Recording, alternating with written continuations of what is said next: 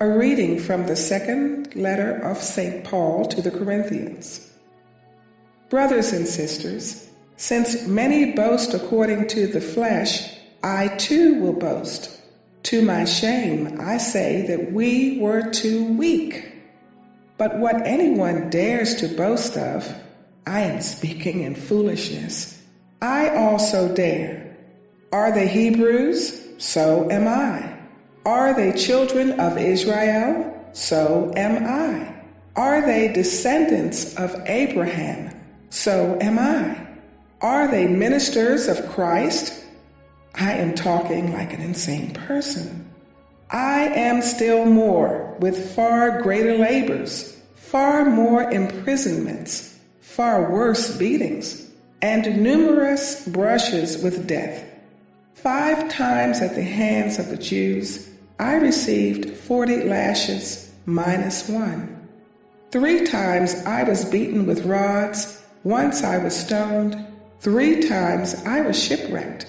I passed a night and a day on the deep, on frequent journeys, in dangers from rivers, dangers from robbers, dangers from my own race, dangers from Gentiles, dangers in the city, dangers in the wilderness, dangers at sea, dangers among false brothers, in toil and hardship, through many sleepless nights, through hunger and thirst, through frequent fastings, through cold and exposure. And apart from these things, there is the daily pressure upon me of my anxiety for all the churches. Who is weak, and I am not weak?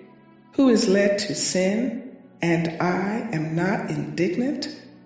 If I must boast, I will boast of the things that show my weakness.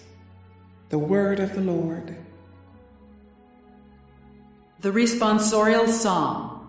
The response is, "From all their distress, God rescues the just."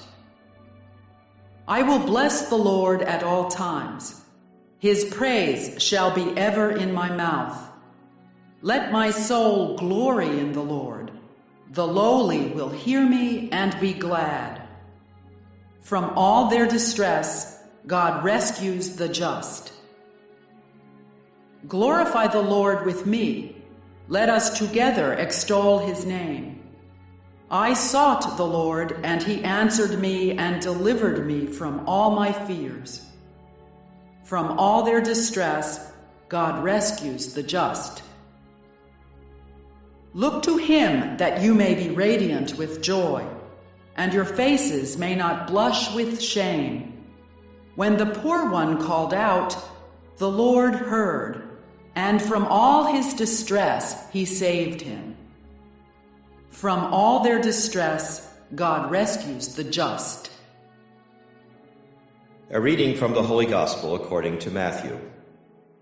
Jesus said to his disciples, "Do not store up for yourselves treasures on earth, where moth and decay destroy, and thieves break in and steal. But store up treasures in heaven, where neither moth nor decay destroys, nor thieves break in and steal. For where your treasure is, there also will your heart be. The lamp of the body is the eye. If your eye is sound, your whole body will be filled with light. But if your eye is bad, your whole body will be in darkness. And if the light in you is darkness, how great will the darkness be?" The Gospel of the Lord. The first reading is from 2 Corinthians 11, 18, and 21 to 30. This is part of the angry letter which is contained at the latter part of 2 Corinthians.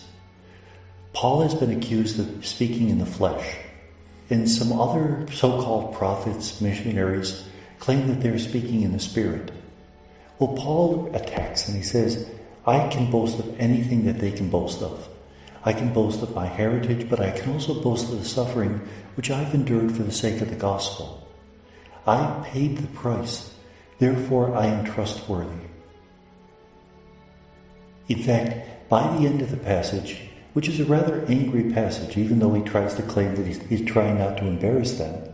He says, if I must boast of anything, I'll boast of the things that show my weakness. And his message is that in his weakness, in his physical brokenness, in his spiritual brokenness, the glory of God shines through. The Gospel is from Matthew 6, 19 to 23. These are simply wisdom sayings. Don't store up treasures on earth where they can decay. Rather, store up heavenly treasures. So, if we receive material blessings from the Lord, we should use them in a spiritual way, sharing them with those who don't have. Our most important priority in life, however, is to do spiritual things, not simply to have accomplishments that the world lauds, but rather to do things which bring people closer to the love that Jesus preached. The lamp of the body is the eye. If your eye is sound, your whole body will be filled with light. So let's use our eyes to see that which is good. Let's look for the good in others. If we look for the good in others, we'll find it. If we look for what's bad, we'll find it. And so let's make sure that the way we judge others is through the vision of Christ. And may God bless us.